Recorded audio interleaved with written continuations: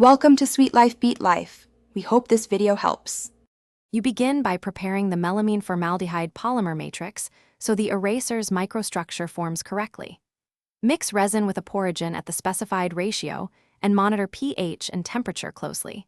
This controls crosslink density and pore size. Once mixed, pour into molds treated with release agent to prevent sticking and place in a controlled oven. Make sure to use ventilation and PPE because formaldehyde derivatives can off-gas. This first step sets the mechanical strength and abrasive microfoam that gives a magic eraser its cleaning action. Next, you generate and stabilize the open cell microfoam that provides abrasive action. This is where control matters. Induce foaming thermally or chemically so cells expand to target size, then cure using a precise temperature ramp to lock the network without collapsing pores.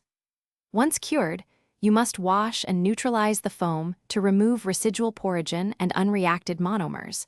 This prevents odors and improves safety. Make sure to dry under mild heat to preserve porosity. These steps directly determine scrubbing efficiency and durability. Finally, you trim and finish the foam into consumer-sized pads and perform quality control to ensure consistent performance.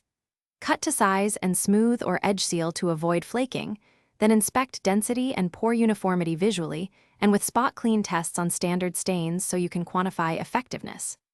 If a batch fails, check curing temperature, porogen ratio, or washing steps. One key troubleshooting tip: if foam crumbles, reduce cure ramp or increase crosslinker slightly to improve cohesion. Package in low humidity film with instructions. Thanks for watching. Consider subscribing if we helped you.